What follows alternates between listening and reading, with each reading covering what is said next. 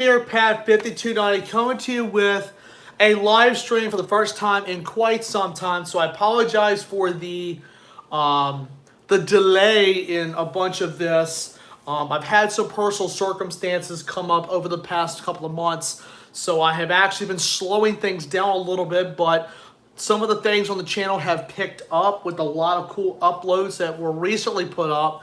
I hope you all have had a chance to look at those. Live streams return, and June's Q&A is live is live this time. So I'm going to give everyone a few minutes to get on, and we'll get started. Matt and Zoe are on. What's going on, guys? I hope you guys are doing great.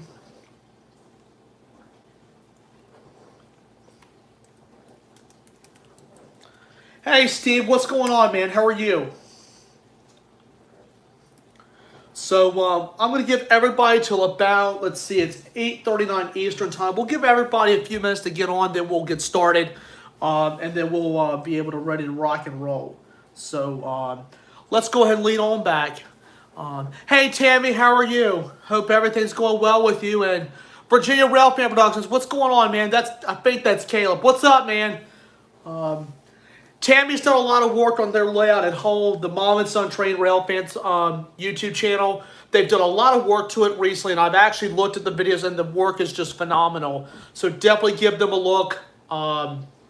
They do HO, and they have gone really extensive with it, which is awesome. I love to see when someone gets inspired with a gauge, and they just go all out with it. So really, really happy to see that. So this is June's Q&A responses, and the June Q&A session here. I usually put a video up on and let y'all wait the whole month out and do it like that. This time I'm going to try it live, so you can ask any sort of question. It can be model railroad stuff, it can be big train stuff, and things like that. You can ask those types of questions, so that is acceptable this time. This is going to be the trial run because I may be switching to live Q&A, so you might want to look into that and try to rebrand the Q&A series. So I'm definitely going to look out for that. Nice catch, Virginia Railfan Productions. And the 260E locomotive, to me, that's a locomotive that's not too often talked about. That's a pretty neat locomotive, and Steve says he's got an Athearn Roundhouse coming in. KCS GB40-2, yes. The Roundhouse line is a pretty affordable line if you're looking as a basic starting locomotive for, let's say, Athearn or even Walther's train line is a good starter line. Even Bachmann stuff is a really nice, really nice starter brand. But there are lots of brands out there that you can start with and just expand from that. Some people like to have a basic set to go around a Christmas tree, or just even as just a simple small loop to enjoy, and that's okay. So please feel free to ask any sort of question. So this one is a little bit more relaxed than some of the live streams, so definitely ask questions, guys. It can be on anything. It can be model railroad stuff and things like that. And Steve just said, yeah, sometimes focus on getting cheaper trains right now, and sometimes that's okay. Thoughts on CSX doing heritage units is what Matt just asked. I am actually very happy they're doing this. I'm very, very happy that there's been some talent within the company, and they want to bring some heritage, and they want to preserve it. I'm sure some of you out there may ask this question: do you like the fade that they did on the side of the locomotive and the heritage part from basically the last portion of the locomotive? I actually like that concept because I like the way they did these, because they're pulling the history behind them, and they're preserving it in that sort of fashion, which I think is really cool. And I think in a video it says that there's something that they've never been before, that they've never done before. So yes, so I think it's a cool idea. Steve, to answer your questions, yes, it's basically June's Q&A, Model Railroad Monies, and 21st Century Railfan Fund all put together tonight, so you can ask any sort of question So this one is a pretty relaxed than some of the other ones. So yes, ask away on that, Steve. Alex07 gave BNSF Railfan 1 Productions. What's going on, Alex? How are you? Thoughts on Walthers doing another run of the SD60Ms? Let's go. Glad to see they're doing another run. Glad they're seeing them doing another run, because that's a really, really good line of trains right there. Walthers main line is pretty good. I've had a couple pieces of the rolling stock, but I've never had a locomotive from them before. I hear they're pretty good. So let me go and get me a nice cold refreshing drink, and I'll be right back. So please continue to ask the questions. I'll get back in just a second.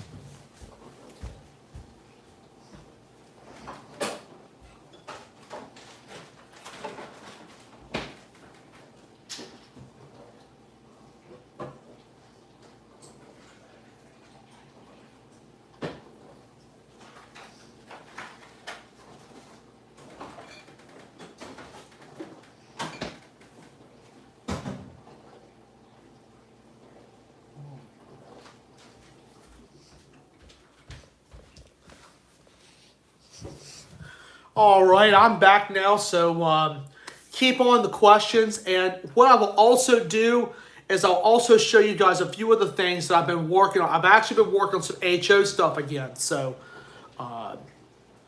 yeah, I'll get to that in a little bit.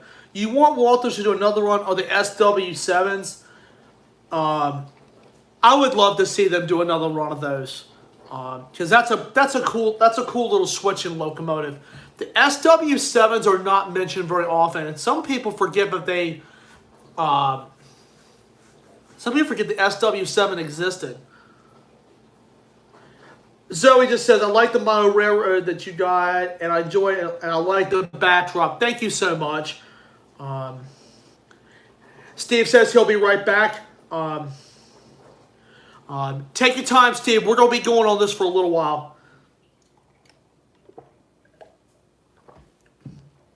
So guys, continue to ask questions. Please ask questions, because I would really love to see a lot of questions up here on just about anything. I've worked on some stuff. I've actually, since I got the Santa Fe Flyer set up and running, I've actually worked on its rolling stock. The D&H car, the UP car, and the Santa Fe caboose that came with the set all have metal wheels now. The plastic wheels were basically worn out. I said, strip the cars down. We're going to put new wheels on them. They ride like a dream now. So my advice on plastic wheels, it's a good starter wheel, but after a while, they wear out very quickly. So, so I would always recommend the getting the metal wheels. My favorite Bachmann set, now Matt, be more specific, traditional DC or DCC?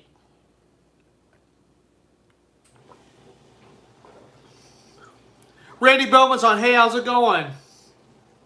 Seeing BNSF haul more coal out of Powder River Basin. Yeah, that's on the old BN right there. Yeah, because the Powder River Basin is coal country for the BNSF, and that's where BNSF, actually the BN side got a bunch of that business. BN did very well out there. You can see SD40-2s and C-7s and SD45s up there all day long. Man, I wish those seats would come back in. And Matt, no worries, you're fine. For DC, I like the Santa Fe Flyer set. That's just a cool set. Even the McKinley Explorer is a pretty good one. I think there's a set with the UP Challenger. It's one with the Big Haul or something like that, or the UP Challenger set that Bachmann makes. That's my favorite steam set, because it has a whole bunch of cars with it. For DCC, the Digital Commander set.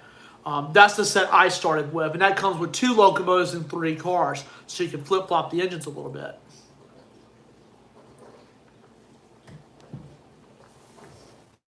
But Bachmann is a really good starter line for sets. I've always liked them. So, yeah.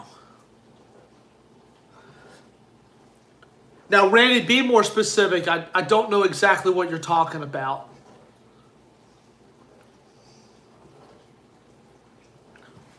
But,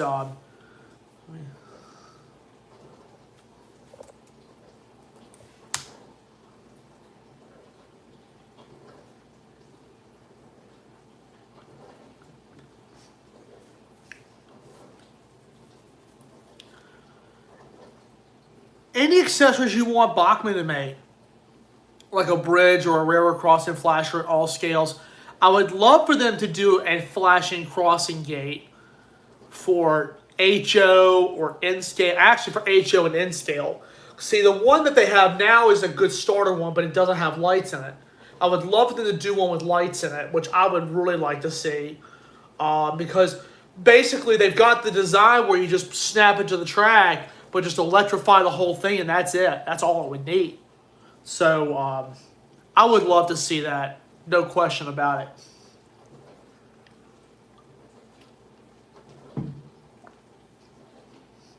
But Roy would love to see a little flashing signal and whatnot. Haven't worked on the N scale too much except for the backdrop, as y'all saw in my last N scale layout update. I have actually been mostly just working on some of the HO stuff that I've recently inherited and getting some of that up and running, and also we're trying to figure out what to do next with that. So, Zoe just asked, what are you doing with your train models this summer? Play with them. But that's pretty much the answer for anybody. Like, just play with them. But I hope to play with them some this summer and have a little bit of fun. So that's the plan for that. But I like this. I love the hobby, and plus Railfan 2 is a good side too, and you get to have a mix of both worlds. And with Model Railroad, you have a chance to really be a mechanic and fix some things, and also be creative, like fixing body work on a piece of rolling stock. I've actually done it with 2 cars now, and one of them I found just cleaning up, and that's actually in the process of being rebuilt, because I've got new trucks for it that are coming in, and I've also done the body work to it, so I'm happy with that. Yeah, I wouldn't blame you. I would love to play with them too. Hey, any sort of trains that you have at home, guys, play with them. That's what they're meant for, is play with them. And like Steve said earlier, sometimes a little inexpensive model is sometimes, better in someone's budget. I mean, with me,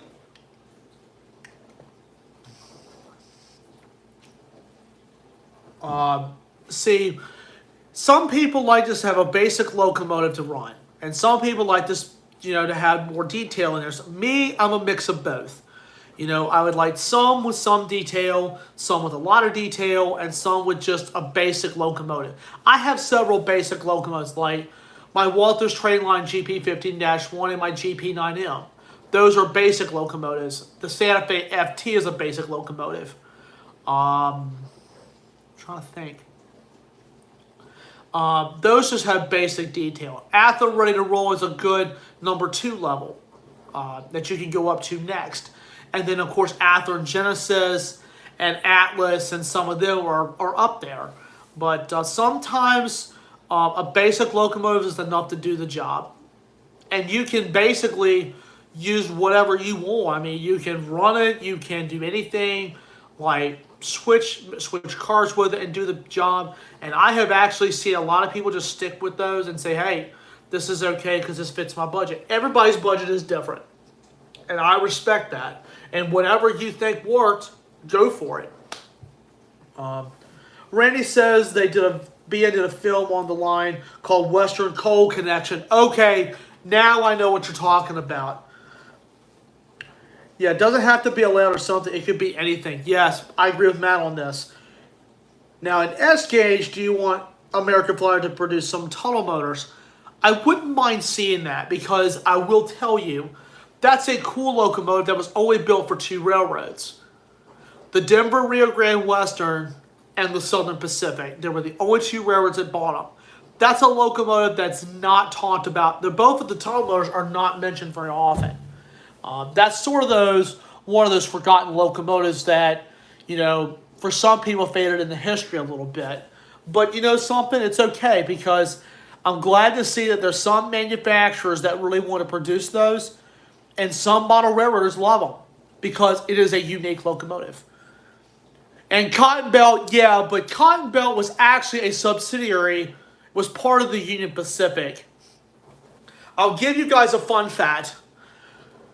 The SSW, or the Cotton Belt, I think it was the, hang on one second. It was the St. Louis Southwestern Railroad Company, known as the Cotton Belt. They were part of the Southern Pacific.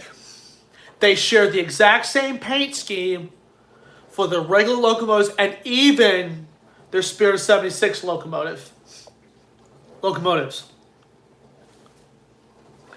And I'm looking this up now. They operated between St. Louis and various points in the U.S. of Arkansas, Tennessee, Louisiana, and Kentucky from 1891 to 1980, when the system added the Rock Islands Golden State Route in operations in Kansas, Oklahoma, and New Mexico. They operated as a Southern Pacific subsidiary from 1932 to 1992. And that's when all the operations of the Cotton Belt were absorbed by the Southern Pacific Transportation Company in 1992. So even in their Spirit of 76 locomotives, there was a tunnel motor, it was an SD45T-2, and I believe it was a U25B or a U28B. Two of them were painted Southern Pacific. The other two were painted SSW. It said Cotton Belt on the side instead of Southern Pacific. They shared the exact same paint scheme for the regular locomotives, and they shared the exact same paint scheme on the Spirit 76 locomotives. And I tell you right now, they looked gorgeous, but to me, I prefer them in Southern Pacific.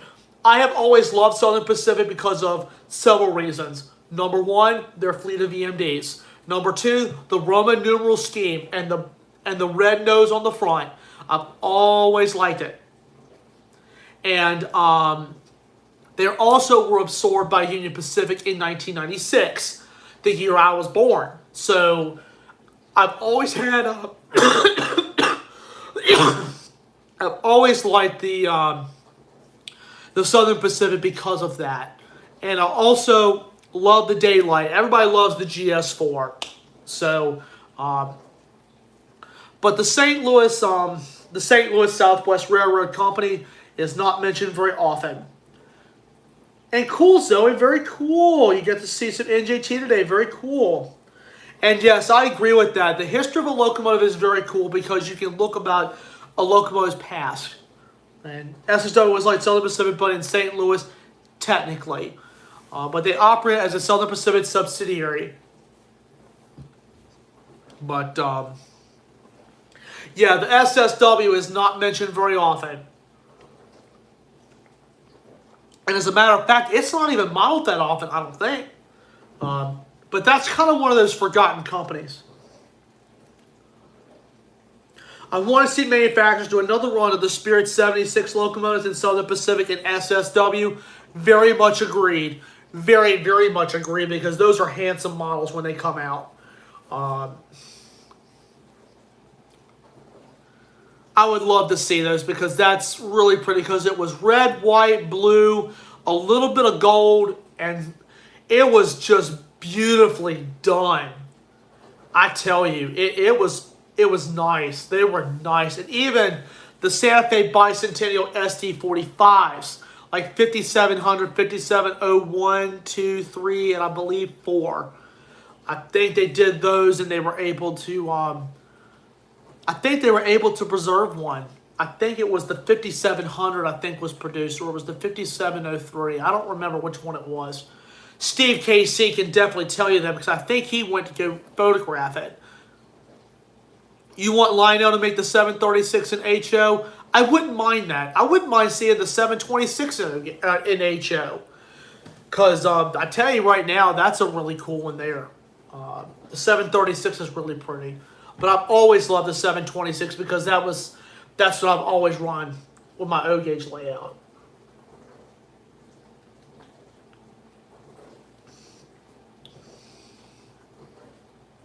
So we will continue with some more questions. So keep this coming, guys. This has been wonderful so far. Please ask questions, guys.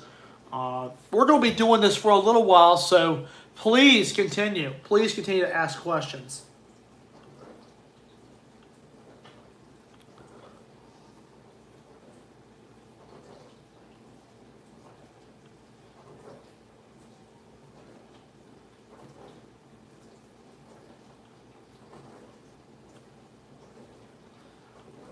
So, Lashenda West, what's going on? How are you? Great to see you up here. Great to see you up here. Do you like Steve Winwood? Absolutely. To shift to music a little bit. Yes. Yes, yes, yes, yes, yes, yes, yes, yes, yes, yes, yes, yes, yes. I love Steve Winwood. I can listen to him all day long and cruise in the car, you know, rock out to that. Bryan Adams, another one. Yeah, I could rock to that all night long. Ralph Lane plans this summer. Awesome, Zoe. Where are you planning on thinking about doing some trains? Lashana just says you like NS and CSX. I prefer Norfolk Southern just because that's where all my friends are. I know a few people through the company, and CSX is cool because of the YN2 paint scheme. I've always loved that paint scheme, and of course the EMDs. You like the Beach Boys? Yes, I do. And I have actually seen them twice in concert. I've also seen Billy Joel in concert. So, yeah. The Beach Boys, I'm glad to see. I think they're still touring a little bit. I think the last original member that is still with the group is Mike Love. If my memory stands correct, I think the last member is Mike Love. So, yeah. And Zoe agrees. She likes NS and CSX too. Yeah. But I tell you, it's always good to go out and get a few trains every now and then. Model Train Room is up. What's up? I have a Kato diesel, which the front coupler has a very stubborn screw that won't remove. Any suggestions? All right. Clarify. HO scale or N scale. Because Kato does both of those scales. Verify if it's HO or if it's N scale. Do you guys have a Sonic around your area for me? For me, no, but somewhere around the Beechwood in Ohio. Yes! We do have Sonic. Yes! Oh, their ice cream is to die for. It's so good. Chili cheese dog in there, or their Sonic cheeseburger, but their legendary tater tots are to die for. And you cannot forget this. Their famous cherry limeade. I will drink 5 of those if I'm sitting down. I love them, and so does my mom. My mom goes nuts over it. It's their best drink. All right, for HO, now, let's see. See, all right, Model Train Room, here's another question. Which side of the engine are you going under? Are you under the front pilot or the rear pilot of the locomotive? And are you working on a steam engine or a diesel engine? If you could clarify those two answers, that'd be great. Do you like all Heritage units? Well, there's some that I like, and there's some that aren't my favorite, but they look decent. And Zoe loves hamburgers. Cool. This is the front pilot from an 80 Mac. Okay. I think I know what that is. So it must be one of those tiny screws. Now, here's my next question to you. Is the head of the screw stripped out, or have you not touched it at all? One thing I will say is make sure when you are actually working on this, make sure you have the right size tip. Excuse me, because a small screwdriver will fit in those small screws. Head is partially stripped. Okay, let me think for a moment. If anybody else has any suggestions from Model Train Room, please add it while I continue to think. One thing I will do is, what I would do, You can take a small flathead screwdriver and try to turn it. And you can also put on a little bit of oil, because sometimes a little bit of oil will loosen it up. Sometimes it will. But make sure it's one of those little needle oils, because the needle oil makes sure there's the right amount of oil that comes out. So, and I'll go over some maintenance tips in a bit too. Jeff Tatum, my man, what's up, man? How are you? All right, I tried that too, close, but still no grab. Okay, have you tried a little bit of oil? Because trying a little bit of oil might help. Another thing you could possibly do, you could even try putting on a little rubber band and try to jam the point of the tip of the screwdriver in there and try to spin it out. Because I would not recommend using a hammer on it. And you definitely don't want to use something that's pneumatic or even power. You got to do this by hand. You can put some oil on a strip screw, because sometimes it will bite it and give it a little bit of grip. So that's a couple other things that I'd recommend. Doing good. Thought I'd join in. Hey, thanks. Appreciate it. Ask some questions. If you want to give some tips, Jeffrey, please do. I should say JT.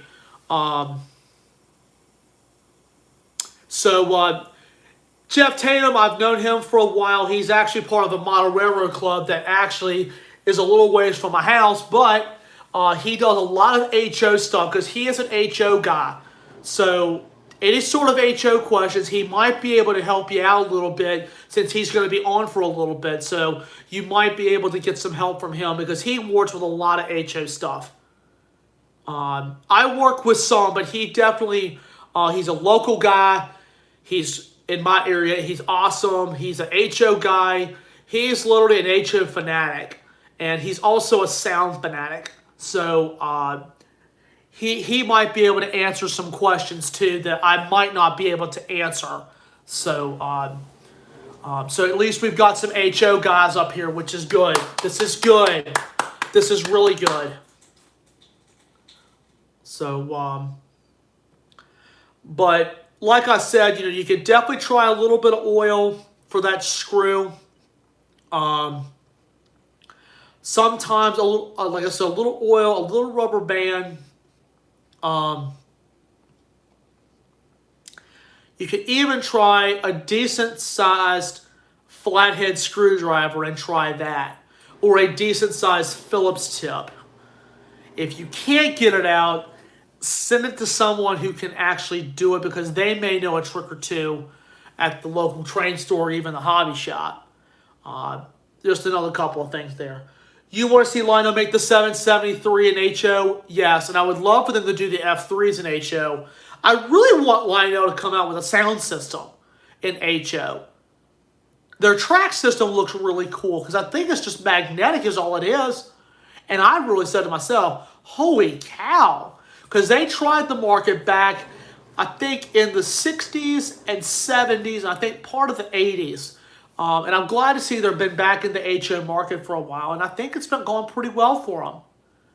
So, yeah, glad to see Lionel actually went back and they tried again. That's determination within a company.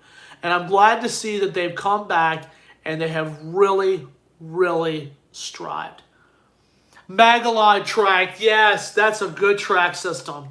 That's a very good track system. So, yeah, that's definitely something pretty cool there. While we're just waiting on some other people to ask questions, what I'll do is I'll bring a couple of engines to show you guys some of the difference in the locomotive detail and stuff. Give me just a moment. Let me go grab a couple of them. Keep asking questions. I'll be right back.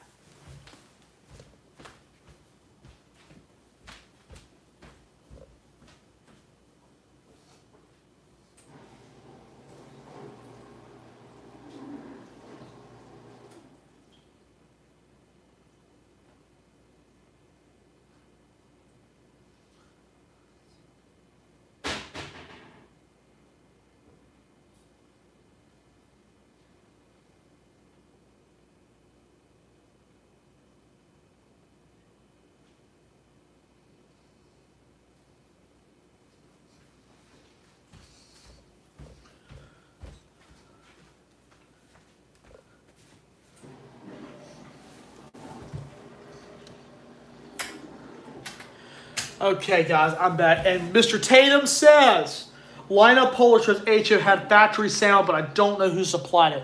Okay, so they've actually done a little bit of sound on there, which is good. I mean, I would love for Lino to develop their own sound like MTH did and some of the other manufacturers on the HO side. I would love to see that. Now I'm going to compare while I'm waiting on some other people to ask questions. Some people have mentioned that sometimes the cheaper locomotive is best to start. Well, it's true because some people just want a basic locomotive. This one here, I don't run this one often, but this is a Bachmann SD40-2. This is just a basic, simple locomotive. As you can see, it's not a lot of separately applied details on this. This is a basic locomotive. This was DC until I got DCC put in it years ago. And this thing runs like a dream.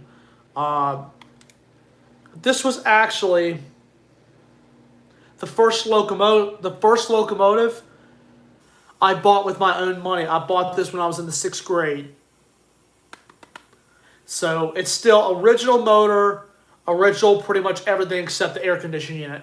And that's pretty much it. I believe the couplers are still original. But this is just a basic, simple locomotive. A little bit of separately applied, but it's just a basic locomotive. You want Menards to produce a GP15-1? I would love to see that. And I really want them to go into HO too. Now this one here is just a little teeny bit different. Now this one here, as you can see, is more involved with detail. This is my Athearn Genesis GP39X with DCC and sound. And as you can see, I'll scoot up a little bit where the camera can pick this up.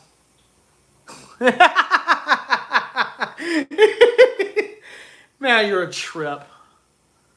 Clinchfield almost bought tunnel motors. I did not know this. Can you elaborate on that, Randy? If you could elaborate on that, I would greatly appreciate it.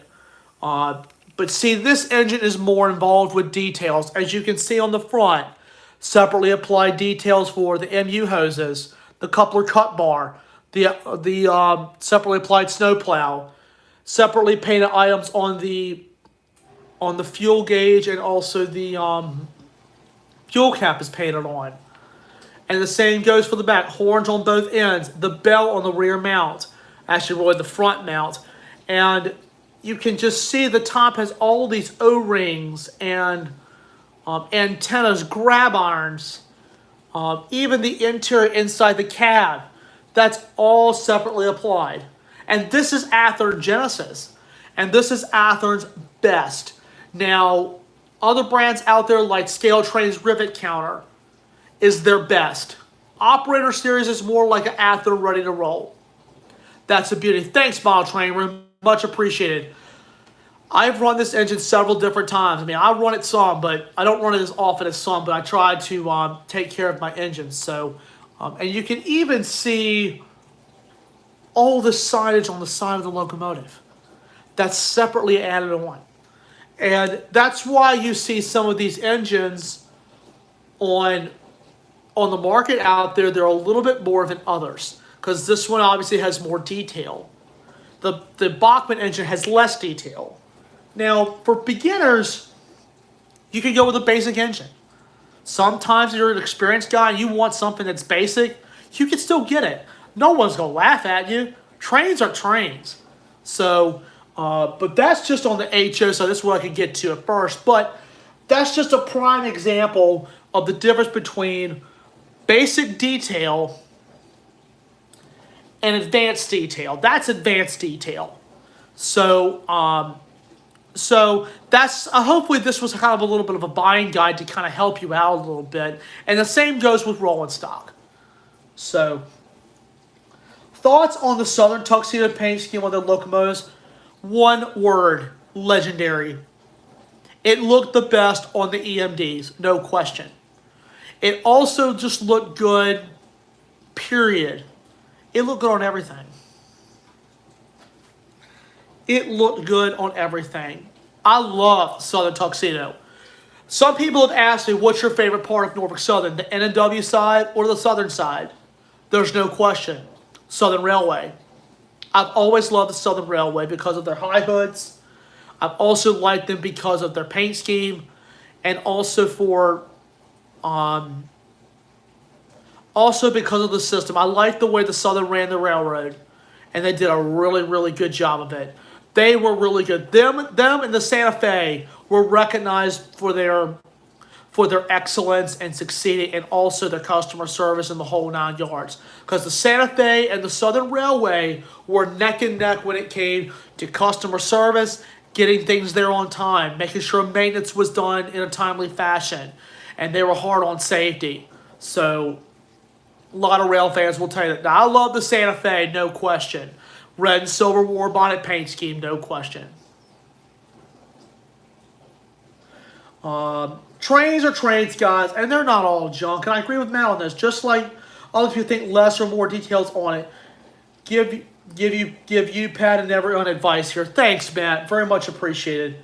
If you're big into Southern, did you get the Walthers mainline Greenville wood chip hoppers? No, because I've been mostly just working with what I have right now. I do have a few Southern pieces in my rolling stock. I have like a Southern boxcar, a caboose. I also even have an Intermountain Southern PS2 hopper that looks really cool. And Randy agreed, Santa Fe all the way. For the West Coast, Santa Fe. For the East Coast, Southern Railway. No question. I love the Southern Railway. So, but like I said, I've been to model trains. I'm 27 years old, guys, and I've been into all this stuff for 25 years. I have enjoyed this hobby so far, and it's been great. And plus, like I said, it gives you a chance to step out of your zone for a little while, and you can fix things with things around the house, and not have to spend any extra money. You have a chance to be creative in this case. So, yeah. You want BNSF to make some heritage units. I don't see the reason why. Because they already have them. Santa Fe war bonnets, Santa Fe blue bonnets, and BN color, and BN SD40-2s and other EMDs. They're there. I mean, BNSF preserves their history, and so does Canadian National. Because they still have locomotives from the predecessor days, and they keep them in their original colors. And let me tell you something, that's preserving history right there. I've always liked that. Zoe says she loves trains. I agree. I think everybody on the stream loves trains. So trains are fun. The big trains are fun. So but that's just a few little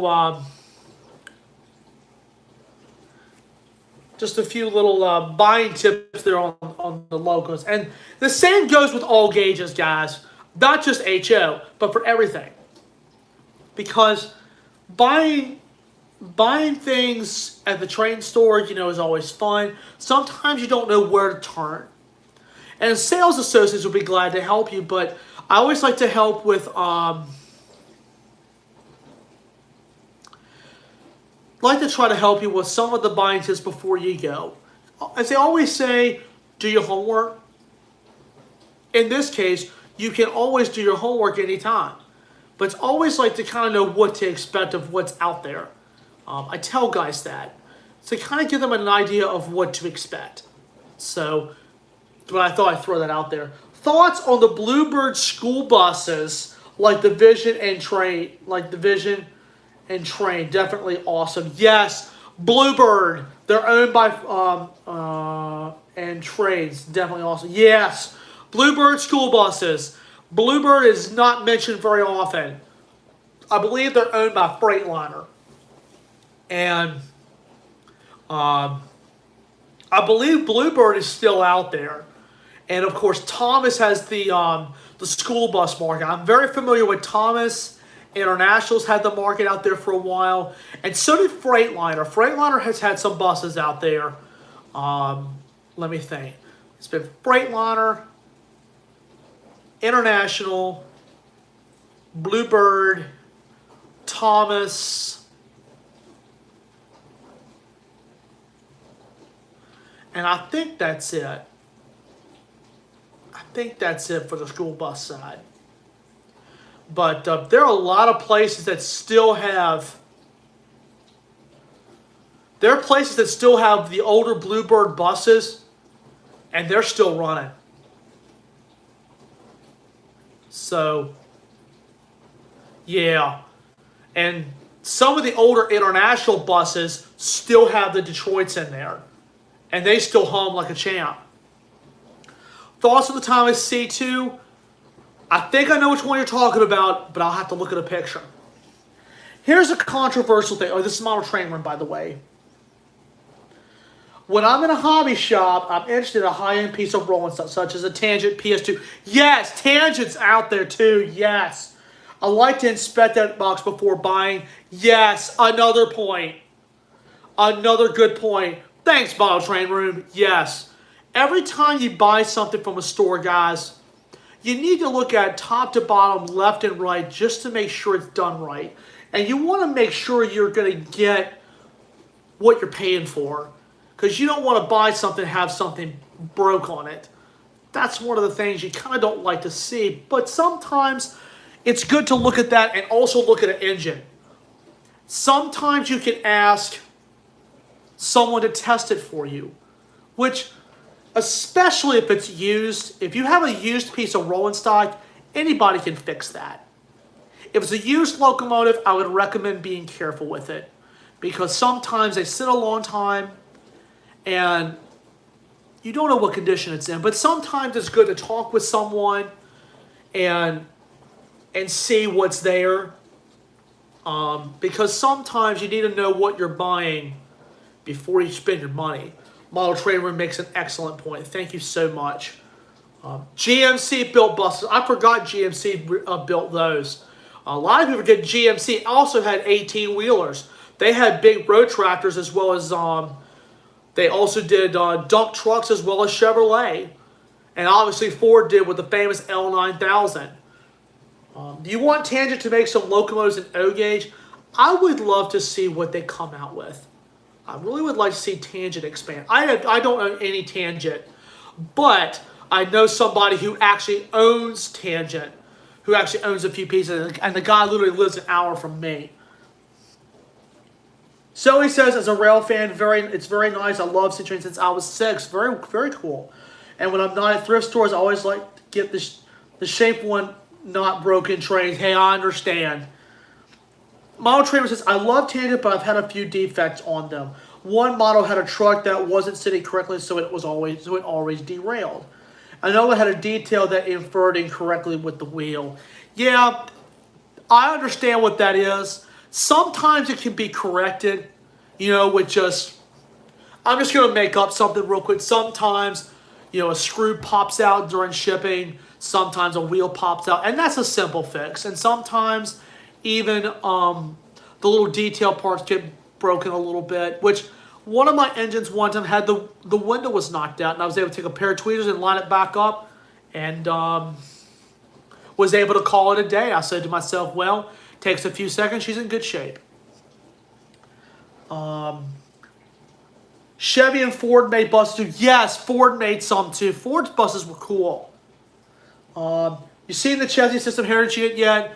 No, but I have got a few friends that have already seen it. It's pretty. Hands down to Waycross for that one. You want Hobby Lobby to sell Lino and Athearn and Walthers? I would love for Hobby Lobby to expand the model railroad side. Model Trainer says, problem with high detail models is some fine detail can warp, such as a walkway.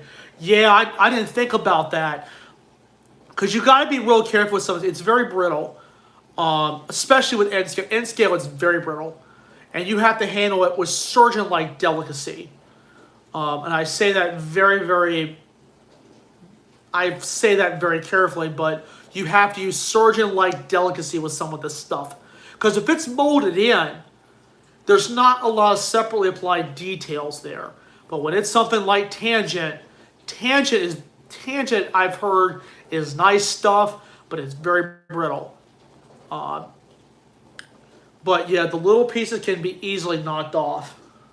Thoughts on the LGP Swiss Crocodile? That's a really cool G-scale piece.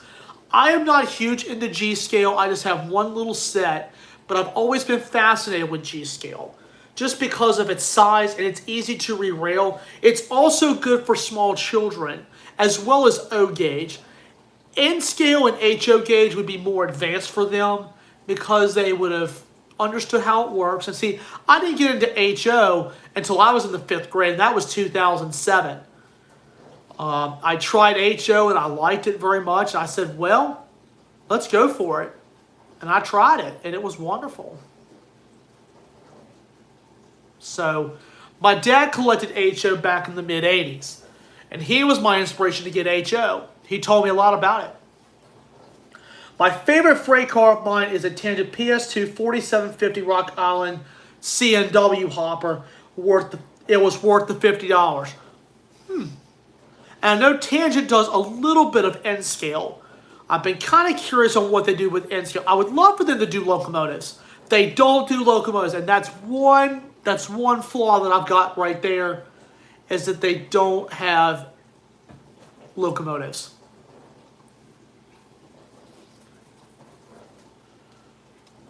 So, yeah.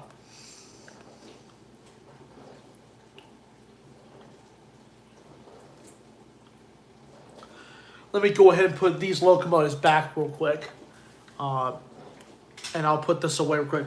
Been a great night. Thanks, Matt. Appreciate it. And G-scale is good for you. That's possibly the only one for now. Hey, I understand.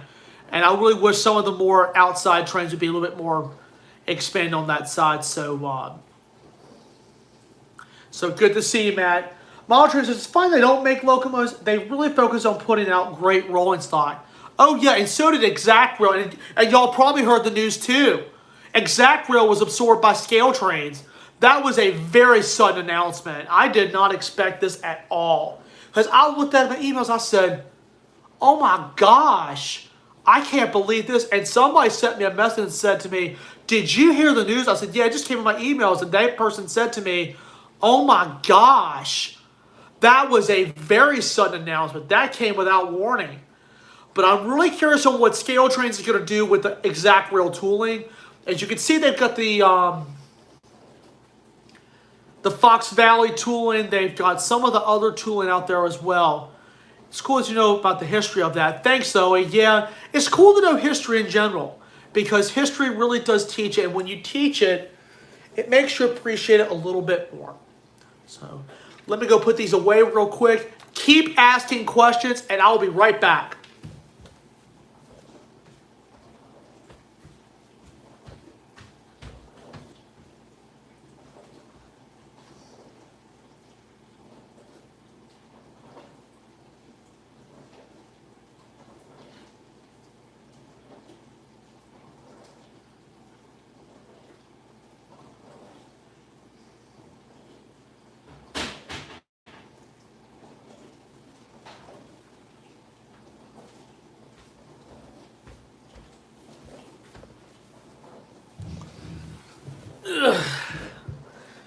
All right.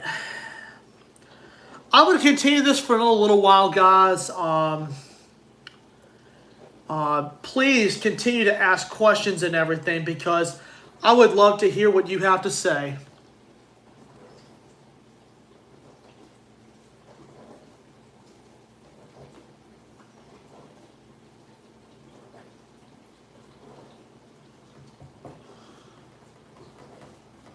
So, we're going to continue this for another little bit, and please continue to ask some questions, and if you've got questions about something specific,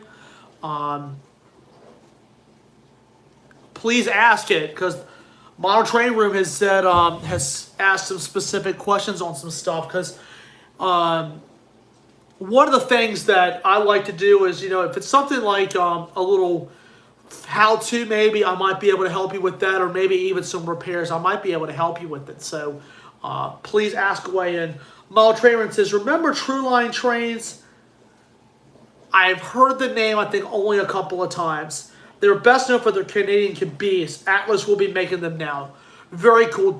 Was True Line Trains absorbed by Atlas? Because I know Weaver was absorbed by Atlas. Because Weaver was mostly O-gauge, and Atlas got the tooling from Weaver. And when MTH sold out, the HO tooling, I believe, went to Scale Trains. I think the O-gauge portion went to Lionel and Atlas. I could be wrong on that. But I know with some of the tooling, they've actually been able to incorporate it. So I think it's kind of cool.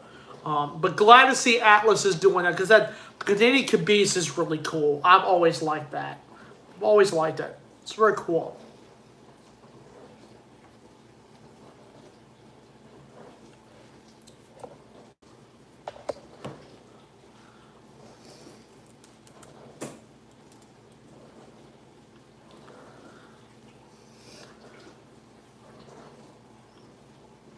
So, but yeah, Exact Rail always focused on rolling stock, whereas most companies like to keep a running of both locomotives and cars, which kind of gives you a little bit more options. And some people like to focus on more of the rolling stock, and that's where their expertise is at, and that's actually okay. Just looked up, Atlas acquired True Line Trains, HO and N tooling as of August 2020, so it was in the past 3 years. Oh, wow. I thought it was earlier than that. One name that's not out there anymore is ENC Shops and also Red Caboose Trains. I believe they're all folded into Scale Trains through other companies. But Fox Valley absorbed by Scale Trains. Exact Rail now part of Scale Trains. So another product that I really, really like is Scale Trains. I have one locomotive from them, and that's at Santa Fe 628 in N scale. I fell in love with it the day it came in. That's Rivet Counter. One of the fellows that's on here is Stephen Casey Railfan.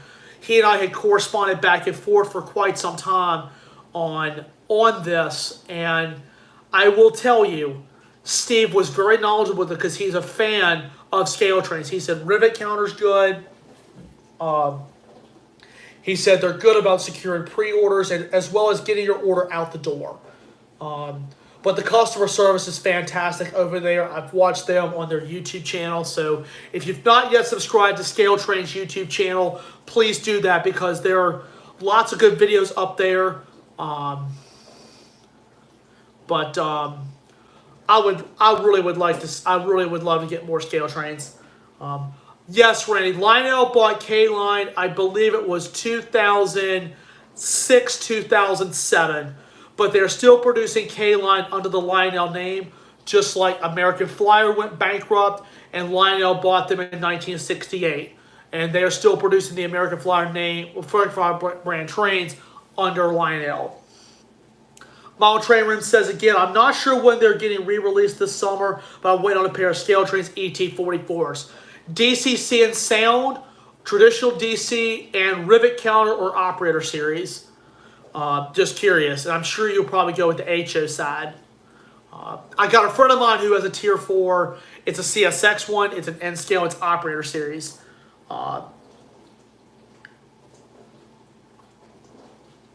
So, lots and lots of fun stuff.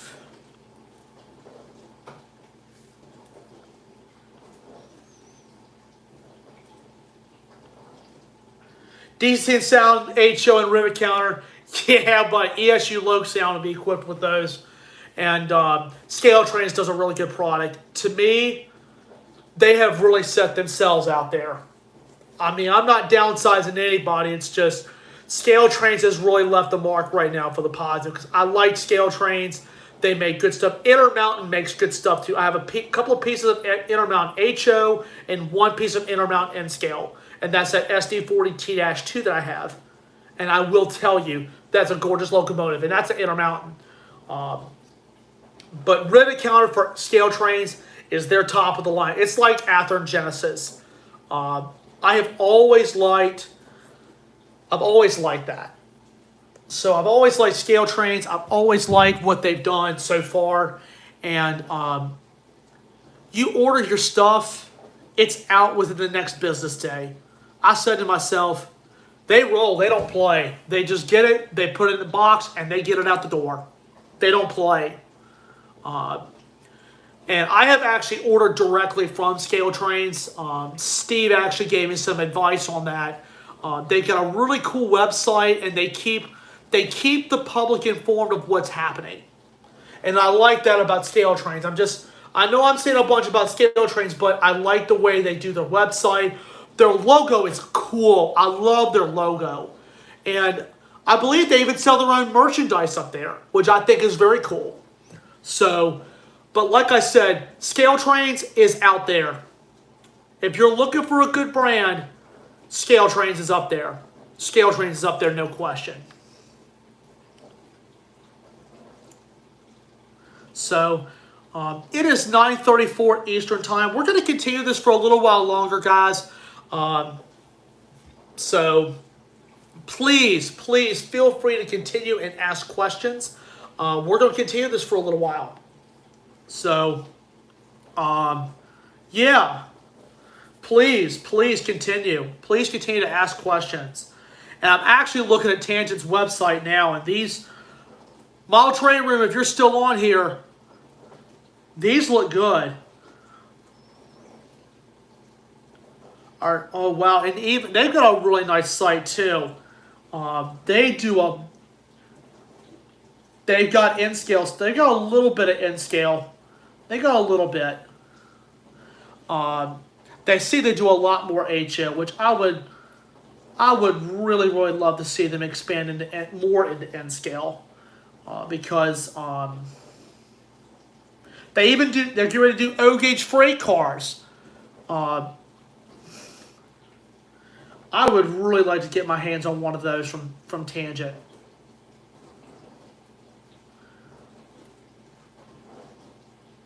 I really would, but not sure if I will. But I will tell you, these look cool.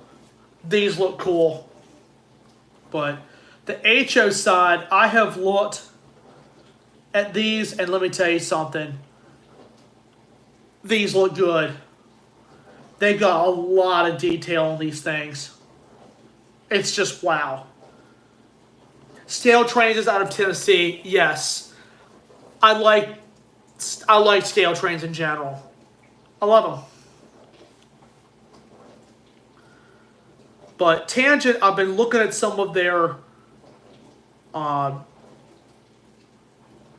Tangent's website. It looks great. Steve's back on. Yes, Mr. Scale Trains. He's a Scale Trains fan. He's a Scale Trains fan, and I believe he also does Tangent and a little bit of everybody. But one place he likes to talk about is Scale Trains. So he's the Scale Trains guy. If you're interested in Scale Trains, he can give you the ins and outs of Scale Trains. But